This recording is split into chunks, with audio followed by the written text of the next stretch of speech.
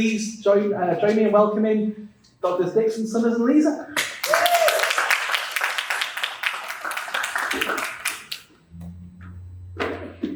Hi everyone, welcome to our presentation. Today we'll talk a little bit about the integration of consumer culture in higher education. Like Chris said, I am Dr. Sarah Dixon. Dr. Heather Summers. And I'm Professor Baylee Leazer. So a little bit of an overview about this. When it comes to gatekeeping, it is super important in counselor education specifically. We really have a responsibility to make sure that we're sending appropriate counselors out into the field, not only for our client's sake, but for reputation's sake, and for our own students when they go out into the field. So today we'll talk a little bit about gatekeeping, why we do it, why it's important, some considerations regarding that, and then what we've kind of done to help mitigate that and make that make sense in our own program, because there's no how-to guide when it comes to gatekeeping, unfortunately. And so we'll talk a little bit about that, and then we also have a case study in hopes to bring some discussion to light and kind of see if you all have ideas that maybe we missed. So why we even engage in gatekeeping? Like I said, gatekeeping is one of the big pillars when it comes to counselor education.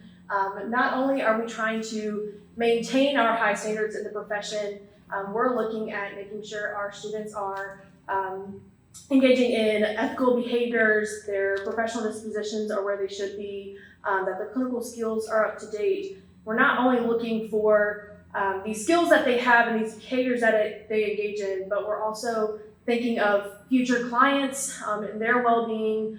Like I said, the reputation of our program, the integrity of the field, all of these things are at the forefront of our minds when we consider gatekeeping. And then of course, we want to just make sure that they are responsible, that they're engaging in ethical behaviors, that they're using what we've taught them in order to take that into the field in the future and be the competent, well-rounded counselors we know that they can be. So when it comes to gatekeeping, obviously, like I said, there's no how-to guide. During our Ph.D. programs, we had lots of discussions regarding gatekeeping and the importance of gatekeeping, but no one said, if you have these issues, here's step one. It was kind of like I don't know, use your own clinical judgment, good luck, hope you can swim. And in our own personal experiences, for myself, when it came to gatekeeping, that lack of certainty, on our part, there wasn't a lack of collaboration, but the research does show that that can be a common concern when it comes to gatekeeping. But for us, for myself, as a first year, second year now professor in this field, I also still experience imposter syndrome, and I know that I'm probably not the only one that has ever felt that way. And so I was like, I need an adultier adult to do this work. Meanwhile, I am the adult in the room to make this decision. So like I said, there's pressure from students in that they've spent all this time, all this money, this effort, this energy into essentially getting a product from us. That degree states that they can do this, and where we have the ethical responsibility to see that product come to fruition in a more ethical, competent way. But if they're not meeting that, we have to address that. I think Professor Leazer will talk here in a bit about our KCREP and ethical standards that we have to abide by. And if those aren't met, then gatekeeping is a big topic of discussion. And then of course, university expectations. I'm sure all of us in this room have some form of pressure of that, whether it's the financial piece, retention piece, all that comes into play when considering gatekeeping. There's a lot at stake. It's not just us, whether we like the student or not, or think that they're capable. It comes down to ethical practices. Can we keep them in the field? Is it appropriate? So first and foremost, we have to talk a little bit about that institutional pressure that we experience, because ultimately students are coming to us and paying for a service and are expecting a product at the end of their time here, whether that's 4 years, 2 years, 3 years, whatever that looks like for that student in particular. And there are concerns about maintaining the number of students in a program so that we can continue to be competitive financially at the university. Responding to top-down pressure from administrators to fill spots, that's a very real culture in higher ed. We need We need people in seats, and that's a problem across the country of being able to maintain numbers of students in our programs. And so sometimes there may even be that pressure of taking a chance on students needing to fill those seats and thinking, well, is this something we're able to work with? Can we help this student get to where they need to be even though they're not there yet? And so those conversations also complicate gatekeeping, because a lot of the times there are those situations where somebody isn't quite ready to be sitting with a client, but we know we have a year before that happens. And so what we can do as educators to be able to help get them there. There's also research available on the importance of student retention. So satisfaction of students is discussed as a motivating factor for students to remain at a university. We don't want to lose our students to other universities. And so students being satisfied with their experience is a really big deal. Emphasis on student satisfaction could be the detriment to upholding fidelity in the counseling profession, because sometimes we have to hear things we don't really want to hear. And I'm saying that as somebody who has heard those things in my training. And being able to take that feedback and integrate it is such an important part of becoming an ethical and culturally competent counselor. And sometimes students don't really love to hear what they're doing wrong, right? Like nobody really likes to hear that, but we figure out what we have to do with it in order to become what we're aiming to become. And then viewing students as customers of the business of higher education emphasizes the consumerist mindset that potentially compromises the quality of education and the capability of graduates. Some of the ethical considerations, so as counselors, we abide by the ACA Code of Ethics, and we refer to these pretty extensively, because ultimately when our students graduate, that is the code that they're upheld to in the field. When they're in practicum or internship, they're expected to abide by these codes. And Section F6B solely addresses the issue of gatekeeping and remediation. Fantastic, right? So certainly they give us some kind of guidance or steps that we take as faculty. No. But it does say that when counseling students exhibit academic or skill-related concerns, counselor educators have an ethical obligation. So it goes beyond just a we should do this thing to we must do this thing.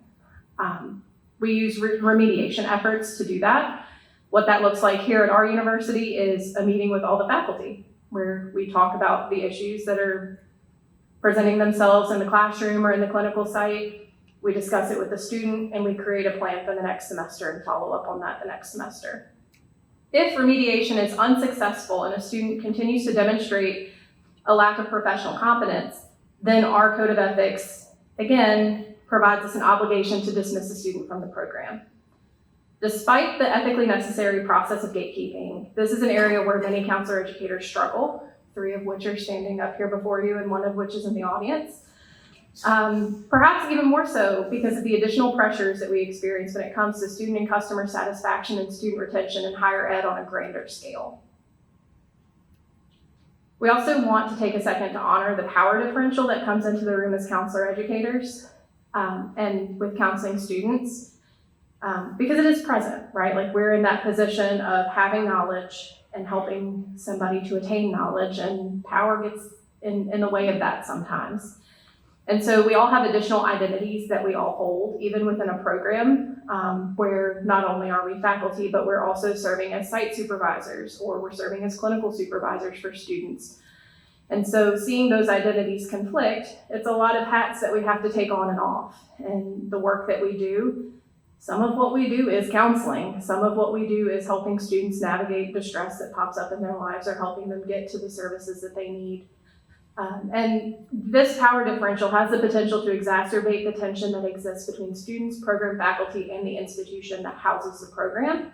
And so as a faculty, we've really reflected on this piece and worked as much as we can to dismantle the power differential where we can, but otherwise intentionally pursue options that help alleviate some of the power differential in those areas where we can't because of the system that we're teaching within. Professor Leazer touched on this a little bit, but remediation plans are one way that we're responding to issues of gatekeeping. And this is also something to consider in opposition to the consumerism approach, because we're allowing students to discuss the things that have been going well, the things that are not going well, and working in collaboration with them to create a plan so that they can be successful going forward. So the goal with remediation plan is to decrease the issue with student retention and remediation, which would naturally affect the cash flow to the university and keeping students in programs. And this focus on the retention could add to the challenging task of gatekeeping. And then multicultural and justice competencies. We touched on this with the power differential, but acknowledging our own privileged identities in our action for students. So allowing students to also take ownership of what their goals will be instead of us just telling them what they should be doing. And then our own ongoing critical self-reflection of our worldviews. Every single time we've had to consider a remediation plan, the four of us have sat down and specifically said, what are our biases that might be getting in the way here, and allowing ourselves to check that amongst one another. Dr. Baylee came in this morning and did just that. Even as our leader, she'll be like, can you check me right now? Like, is this my bias, or is this in favor of the student? Are we following the things in our handbook? And continuing to go back to that. And then something that we initiated in response to gatekeeping and concerns of remediation was the faculty student check-in program. We started this last winter, in winter of 2025. And after winter break, we had in-person 15 to 20 minute meetings with every single student in the program. We required them to come in person, and we gave them space to talk about what they were doing well, goals that they had, just a basic check-in on a human level to make sure that they knew that we were there for them and to figure out how we could best support each student. So when we were looking through the data from the winter 2025 data, the three questions that we asked every single student was, what is going well for you? What's an area of growth that you have? And how can we support you? And themes that we found for what was going well with our students last winter was that they were feeling a sense of belonging and connectedness with their cohort, which was nice for us to hear as well, because that's something we try to instill, and that was a theme that came up with most of our students. They also, multiple comments about how the time of classes are helpful. We teach graduate students, so our classes are between 4:30 and 9:30 p.m., which allows them to work during the day, and appreciation for that was shared by many students. They also were feeling motivated after having their break, and many of them said that they appreciated how we were quick to give them feedback, and that helped them to do well. And then areas of growth, there were specific courses that were challenging. They mentioned different ones, but they were specific to each student, so it was just an overall theme. Time management was a challenge for some. There was talk about using a planner, how to be better organized, and study goals that they had. And I think helping them make those goals right there at the time probably helped them fulfill, because we know that if we talk about things, if we write them down, we're more likely to follow through. Concerns about self-care. We also talked with students about specific goals. Some of them were like, I'm gonna make sure I have Saturdays to myself. I'm gonna give myself time to journal. So not only their growth being self-care, but they talked about specific things that they plan to do. Working on communication and confidence was something that was also mentioned as areas of growth. And when we asked how we could support, some of them wanted to talk about their experiences of imposter syndrome, and we were able to share that we still experience that even as faculty. So having that like human-to-human conversation seemed to be helpful for some of our students. And then, not to brag, but most of them said we were great. They said continue your responsiveness, continue holding space, and that they're getting everything that they need. And then similarly, with some few differences in fall of 2025, there was more of a theme of acclimating after that summer break, coming back and getting used to being in the flow of work and school, balancing work and school, and then several of them just feeling refreshed and motivated after a break, and then excited to begin specific courses, which was a little bit different than the winter because they were already in those courses. And then reconnecting, which also correlates back with our winter data of them feeling connected, so they wanted to reconnect with their cohort. And then areas of growth were to engage more. Some of them are reflecting on the previous semesters and feeling like they held back a little bit. and that they were gonna come in and ready to engage more and participate in class. Trying not to be superhuman was a term that one of our students used, which was echoed by many other students when they talked about rest and self-care, staying positive, working on writing skills, time management and organization were again themes that continued, and then professional networking. And then how we could support, they said honest feedback. They asked to be held accountable, which we've tried to do even though it's been challenging. Continuing check-ins. Several of them came back with wondering about placements for practicum and internship. And we were able to have those conversations also in the one-on-one environment about what that would look like and help ease some of that anxiety that they had come in with, and same with the nervousness about clinical experiences. So this just talks about how our program is small by design, it's in person, and that this new approach that we were integrating was hopefully something that would show changes and help with the retention and hopefully avoid remediation plans. So we were honoring students' requests, urging students outside of their comfort zones, and providing additional support as needed. And some things that we were talking about this morning, even as we were looking back through the data, as areas of limitations that we've seen and how we've collected data as well as goals for the future would be to consider the different types of students in terms of like students who have transitioned just from undergrad, students who are changing careers, in terms of what they report as being areas of growth, things that they are working on, and seeing if there's a difference in our different generations and types of students. And then also looking at this data and the areas of growth and how we can specifically support with those. I know with writing skills specifically, we have CSI, so our honor society, and they are supposed to be doing some sort of activities and engagement. So we've talked about, we haven't done it yet, but working on like an APA writing skills workshop. So responding to the areas of growth and the ways that we can support. So obviously, through all of that, it has led us to really start to reflect and evaluate our own program goals, where we see this going, and how we as counselor educators can best support our students in our own ethical, competent, culturally competent ways. And so with this, being able to implement something that is standard and structured between every single student with, like Dr. Summers said, with consideration with the student at hand, as always, like we would do with our clients. But it's definitely a more equitable way for us to help gauge where our students are, how we can support them, what they may need from us individually as they continue this semester or next semester.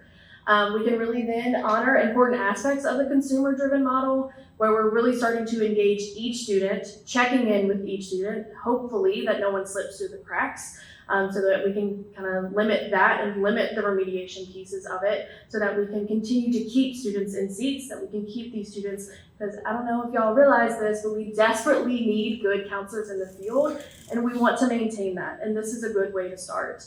It also helps us get feedback from our students. Yes, the course evaluations each semester are helpful. I don't know about you all, but not all of our students are jumping to fill those out, another survey. So this is just an easy, informal way to get that feedback from them face to face. Yes, we also can understand and appreciate that that may be hard to do for some students. That may be overwhelming to sit in front of your professors, even the director of your program, and say like, these are the issues I'm having here. That's not always the easiest said and done, but it is a place to start with them and to kind of get them comfortable in sitting down with us, having those difficult conversations, because if we can't have them, then who can? This also leads, I think, for us to look into creating a more generic model for other institutions and other programs eventually. I think it's a great way for any program, not just counselor education, to check in with students, to see where they're at, see where your program is landing with your students, how you can continue to grow that, not only for yourselves and your field at hand, but also the institution. So with all that being said, we created a case study through personal experiences, things that we've read about, other people talking about gatekeeping in the field, and wanted to kind of get your own feedback and just kind of lead itself to a discussion. That may be hard to read, so I will read it to you all as well. In this case study, we examined Sam, who is a final semester counseling student in internship who has previously performed well academically. However, as of late, significant concerns have emerged across both clinical and academic areas. At the internship site, Sam has missed multiple client sessions and supervision meetings without prior notice. When present, the site supervisor reports concerns with their clinical judgment and difficulty maintaining appropriate ethical boundaries. Across the internship course and other courses, Sam demonstrates a pattern of submitting late assignments or failing to submit them altogether. When work is submitted, it is often incomplete or does not reflect course expectations. Sam rarely communicates proactively about these issues and typically responds only after faculty outreach, with minimal explanations. Faculty have also noted that Sam struggles to integrate instructor and supervisor feedback into their work and clinical practice. At times, Sam becomes defensive or even confrontational when presented with constructive feedback, raising concerns about openness to supervision and professional growth. Additionally, they have not consistently submitted required clinical documentation, like their supervision contract, hours log, etc., despite repeated reminders by the instructor. A formal remediation plan was implemented, outlining expectations for attendance, communication, academic performance, responsiveness to feedback, and documentation. Despite these supports, Sam has shown minimal sustained improvement and has expressed frustration, emphasizing their financial and time investment in the program and their expectation to graduate on time. Faculty are now placed with a struggle with the gatekeeping decision. Whether to allow Sam to progress despite ongoing concerns, or take action that may delay graduation, which then leads to lower retention rates, potentially losing money out with that student, but may better align with the ethical and professional responsibilities of counselor education. So there's a lot of questions on here. So if you find one that you're really wanting to answer, please hop to. If not, I will start with the first one that says, in what ways have you seen the customer service model of education manifest in your classrooms, supervision sessions, roles, etc.? Anybody has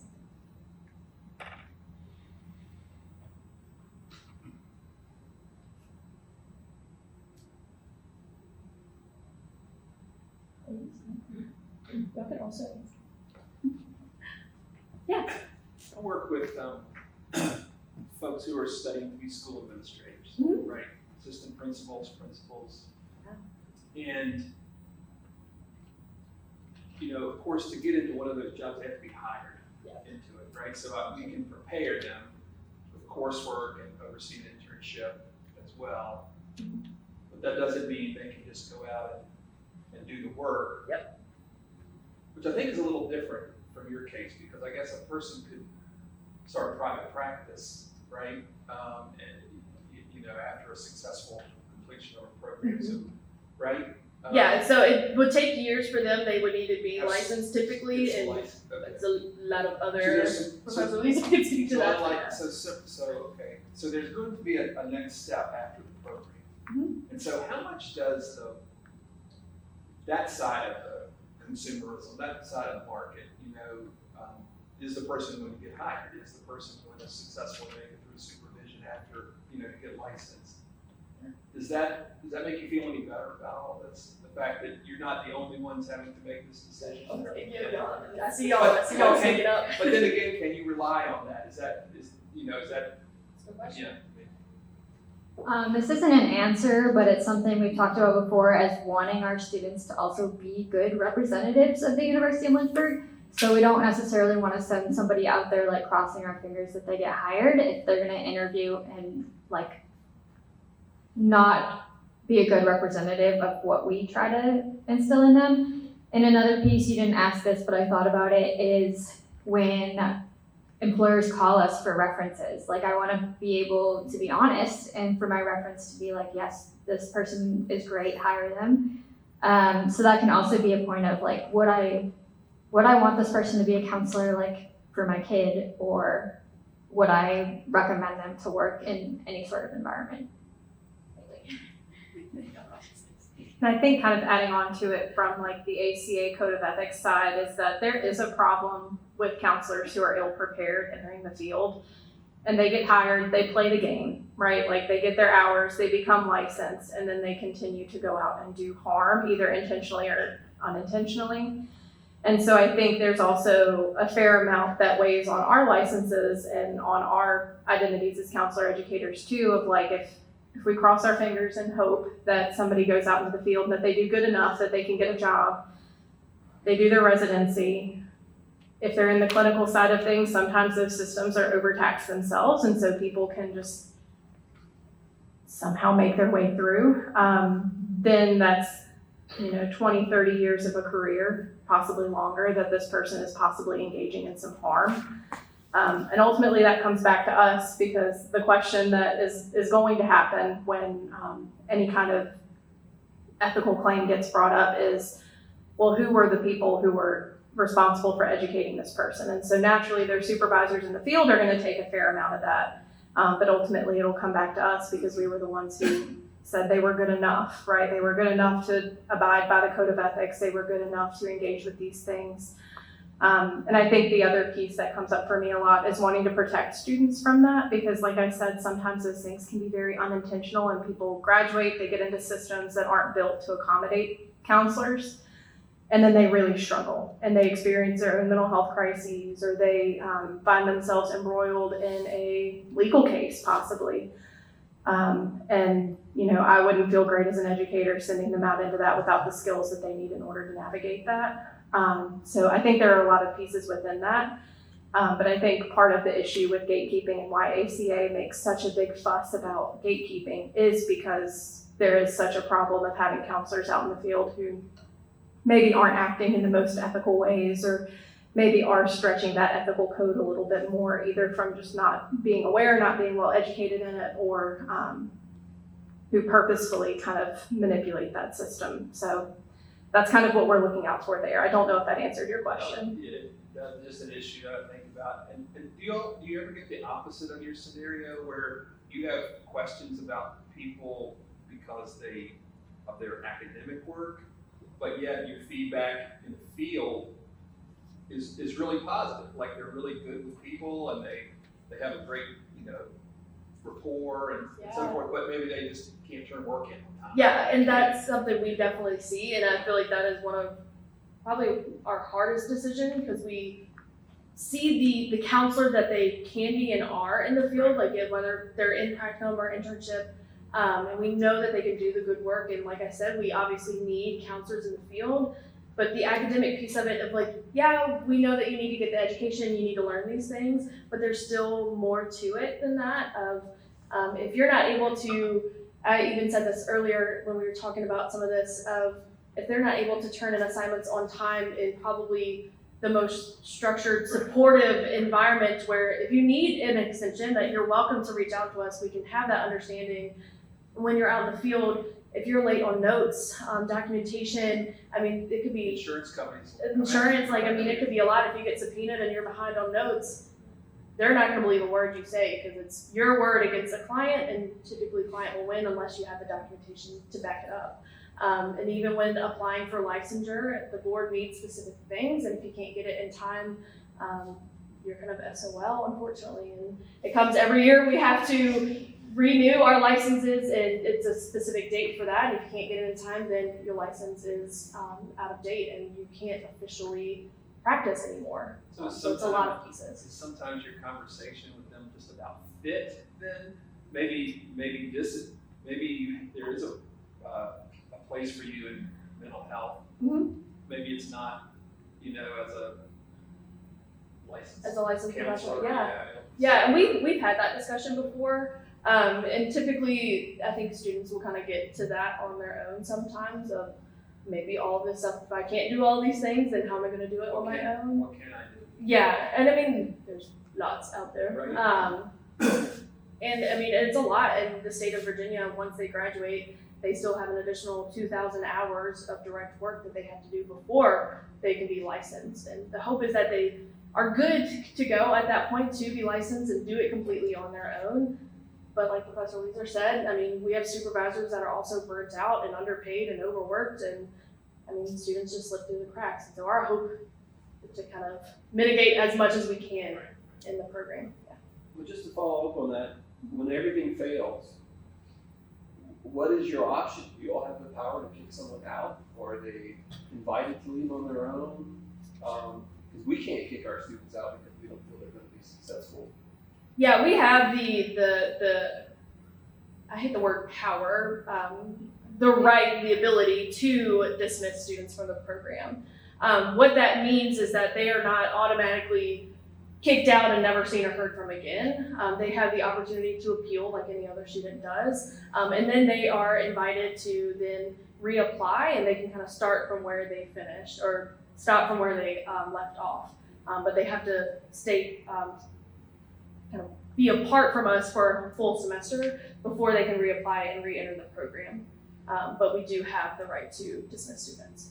And for us, once again, when it comes to counseling, we have to document everything. And so we really have to abide by our handbook, K-CREP standards, and our ASCA code of ethics. If none of those things are met, then dismissal is kind of a hard argument for that. But if those things, there's clear, I guess, yeah, remediation always comes first before we just outright dismiss anybody.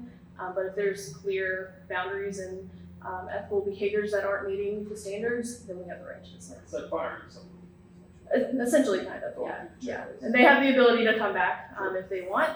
They just have to reapply. Good question. Did you want to add anything to that? I was just gonna say that even when, I've only been here for a year, so bear with me, but like even when we have these conversations of, is this a instance in which dismissal from the program is a reality? Our perspective is like, what do we encourage them to do during that time that they're not in the program? So a lot of the times it's like, focus on your own wellness. Here are some skills that need to be enhanced in order to be successful in the field. We even see that as remediation of a sort, just to be able to support that student, because we never want to, I'm just speaking for everybody here, but we never want to kick a student out of the program and not make sure that they have, something to land on. So we always want to encourage them. Here are the areas in which we're having the struggle. We document it, and then in the following semester, if they decide to reapply, then we're having those conversations again of like, is the student able to meet these needs now with a year away from the program, or with a semester away from the program, with a breath of fresh air, and with fresh eyes? Other questions or comments about any of the discussion questions?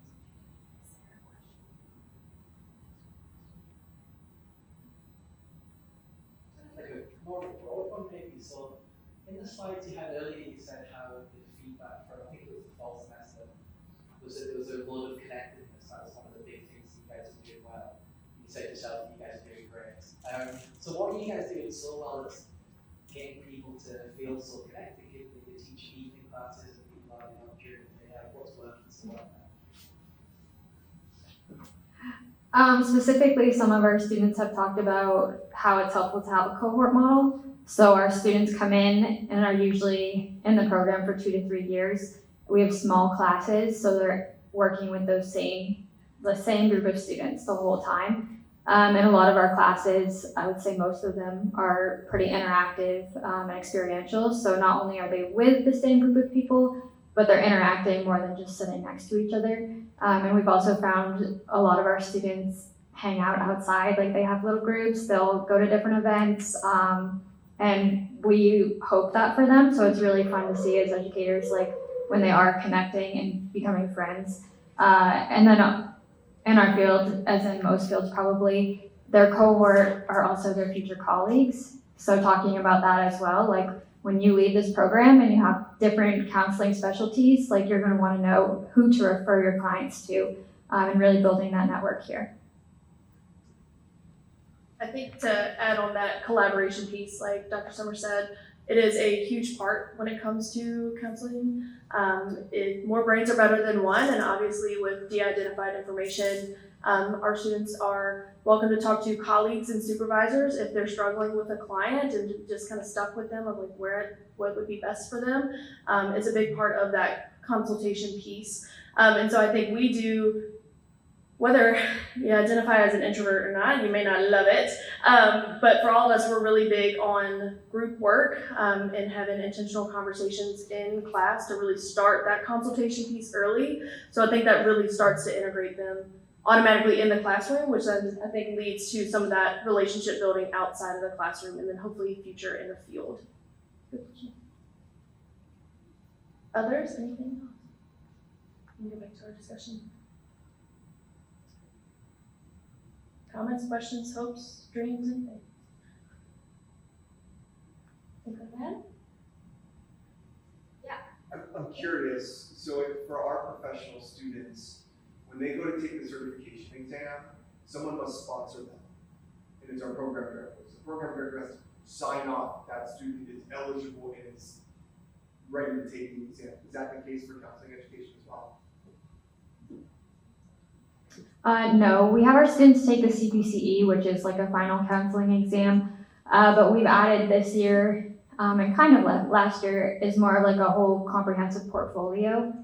So we do have to look through that and sign off on that, and that has a lot of the things that they worked on, things that cover different areas of counseling, and having them be able to put that all together in a binder for them to keep either for interviews or to just have as like a capstone project. And once they graduate and they're in residency, as long as they take their national exam and their certification exam before they are completely finished with their residency hours, they can take it whenever. But to my knowledge, they don't need anyone to sign off. They can just register for that, pay for it, and take it whenever. I'll add that we sign off on whether or not they are eligible to seek licensure. So when they graduate, when they finish all of their graduation requirements, they send me something to sign that indicates, yes, you have completed all of these standards. That has to happen first. Beyond that, they're on their own in the sense of they're not coming back to us for any sort of permission or approval. But that has to happen before they can submit their paperwork. I'll ask one more. Yeah. So going back to your case, I assume that there was some type of practicum class associated with their, so are the assignments set up in a way that would allow you to, that student just wouldn't pass the class? And that's how you get them to not progress? I can speak to this one. So we have a practicum class and then an internship 1 and internship 2 class. Practicum is their first experience. It's 40 clinical hours minimum of in-person contact with clients for a total of 100, and this is all for clinical. I can't speak for school. I don't know what Dr. Summers does, but in that practicum class, they're required to submit 2 case consultations to the class, which involve a 10 to 15 minute recording of them actually providing the service, as well as a case consultation write-up. And really what we're looking for there is, are they able to sit with that client and actually use the skills? Are they providing ethical care, and can they consult on a case? Possibly most importantly, like, can they ask for help in a way where that other person knows what they need? And so from my experience in practicum, there are indeed students who have received unsatisfactory grades within the practicum class. In our handbook, receiving a U in a clinical experience class is automatic dismissal. Just because if you're receiving a U, you're not turning in case conceptualizations, you're not meeting your hour requirements, you're not seeking supervision, or you're not turning in any kind of case consultation documentation. So that is one policy that we do have pretty solidly set. I can at least say that from the clinical side. Additionally with that, each semester, Professor Leazer is over practicum and I'm over the internship. And we get our site supervisors information that each of our students is working with. And for midterm and final, we send out an evaluation for them to complete. And by midterm, if they, I think we have different things that follow the K-Corrupt standards. It's of course not applicable if they're not working with groups, then we can't obviously observe them on that. But then there's one for below expectations or below standards, 2 is at, and then 3 is above, and then of course exceeds. By the time that they are midterm or getting into that final evaluation, if we're not at expectations, then that's a conversation that can also be led to potential remediation from that as well.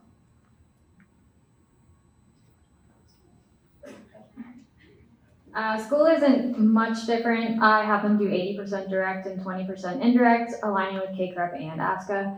But I do have the mid and final evaluations that I send to site supervisors, and I collaborated with them to make it pretty similar. So our students are being evaluated on very similar concepts, but school counseling has some additions to make it align with ASCA as well.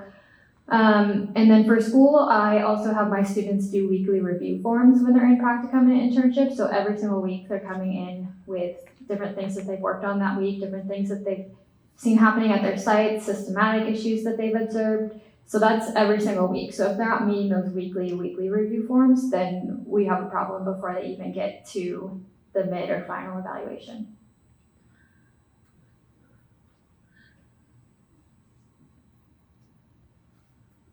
Anything else? Yes, of course. Question.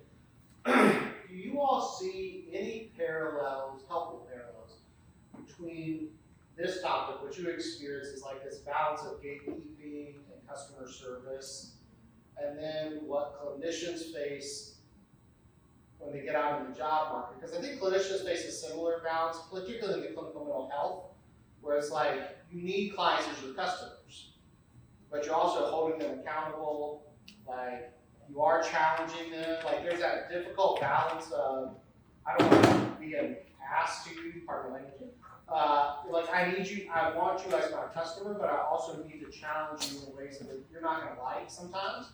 So I don't know if there's some kind of parallel process or lesson in that, but I'm curious about that.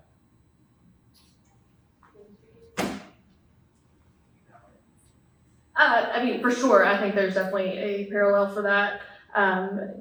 Especially with clients, I think sometimes don't always understand what counseling is or what it should look like. And so for us as counselors coming in and wanting to push the buttons of wanting to see growth, but also understanding we can't want it more than them, we can't do the work for them, can be very uncomfortable for us as counselors and for the client coming in. And if you push the wrong buttons, you probably found yourself without a client. They may not come back. And I think also to even extend that point further of there are going to be times and instances that we aren't competent enough in a situation that the client is bringing, whether it is working with certain disorders or experiences, trauma that may be out of our scope of practice. And so once again, we're finding ourselves referring someone out where we're losing that consumer, that customer for us, but also being mindful of our own ethical standards that I can't give you what you may need. So I definitely think that there's a parallel, and it unfortunately doesn't just happen within the academic setting. So I appreciate that. I think also like thinking about communities and health centers in particular, hospital settings where counselors are almost like an adjunct or like an add-in service. There are a lot of times in which students, when they graduate, may enter and recognize that there are some discrepancies between ethical codes and what is expected from that system. So I think it could also be a very interesting parallel for students that they go out and they experience the same kind of tension that we experience of like, well, sure, I can bill all of these sessions for a client, but do they really know that they're in counseling services, or do they just think that they're meeting every week with a person? And so I think that could be an interesting conversation for some of our students, possibly an internship before they go out into the great unknown.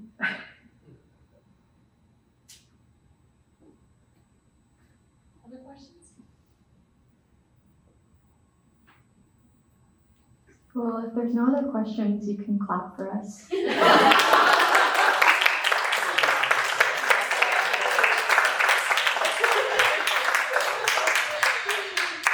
Thank you all for coming. We appreciate it.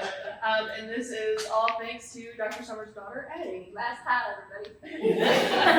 So for context, because I feel like it has to be explained, Addie Summers loves making PowerPoints. It's her favorite thing in the world. And one of her PowerPoints, the last slide was last tile, everybody.